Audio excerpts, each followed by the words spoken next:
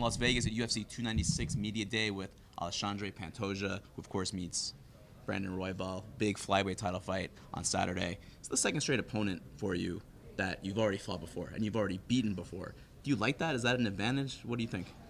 I think he deserves fight for the belt. He come for the 3 victories in a row, 2 good finish, 2 bonus of the night. It's gonna be a good fight with me. And I make sure he's gonna make it the fight of the night. He's a very excited fighter, and I'm glad for him. He deserves fight for the belt.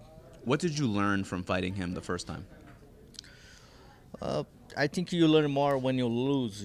I think he learned more in that night. He lose from me, and then he come with the 3 victories, and but I know he's very aggressive like me. He like to fight in jiu-jitsu, have very good skills, and I'm training a lot for him. He's very unpredictable, right? He does things that are unorthodox that maybe people are not expecting. Is that a disadvantage for you in some ways? Because even though you've already fought him before, he might pull something out that we've never seen before. Yeah, he can make spinning elbows. He turned the leg, the hands, everything together. But I train a lot in the mirror. When you train in the mirror, you train with a softball guy. And I train all my life with me too. It's gonna be awesome fight with him again.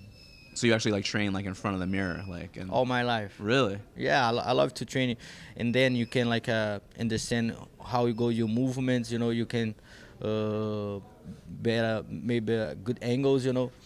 But yeah, Royval is a good fight for me right now. And when you go fight, it's a 50-50. Everything can happen that night, but I'm preparing a lot for come to win. The guy in the mirror never hits you back, right? Yeah, sometimes he try. So you gotta block. I was talking to Brandon Moreno, your former opponent, last week, and the one thing that he said about your fight with him back in July was that you're so tough. You're so durable, and he felt like he hit you with everything that he has, and nothing happened. Is that how you've always been, and why is that? That night I prepared for that. And Moreno gives me the best fight. I'm very happy because I'm fighting with the prime Moreno, and everybody can see that, I tried to finish him the first round, but he recovered and come to the second round very strong, and I need to put a lot of heart, for that moment. But in that night, nobody can beat me, that's my chance. I work a lot for that moment all my life. A lot of people's helping me to go to that moment, And I'm very happy to he say that about me. I respect Moreno a lot too. You've beaten him 3 times. You're 3-0 against him, but it still feels like people want to see that again. Would you like to see that again, you and Brandon Moreno? If he deserves that, I'm fight with him again. Again and again and again. And I respect all my division. All good fighters there.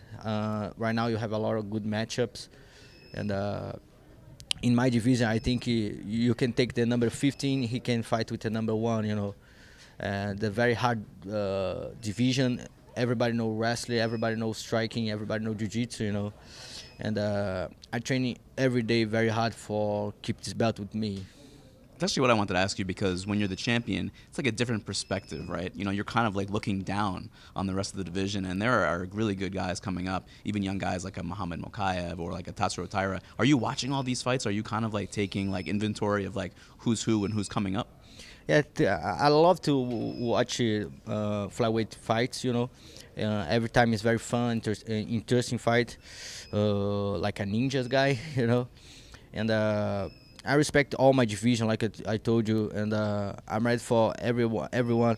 In my gym, I have a very good training partners, one of the best in the world, and these guys give me a lot of pressure, When I go train in America Top Team, I need to be ready, I need to be trained to go training in America Top Team, something like that.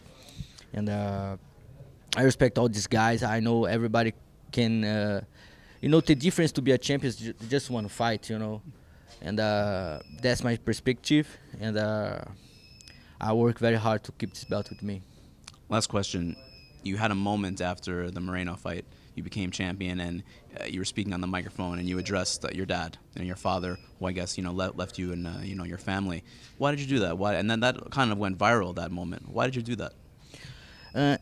When I talk with my wife, thinking about what I'm gonna say after the fight if I won, and I talk with her like I don't want to put anything in my mind, When I take the mic, I'm gonna talk with my heart, I just want to say something in the short words, everything I pass to that moment. In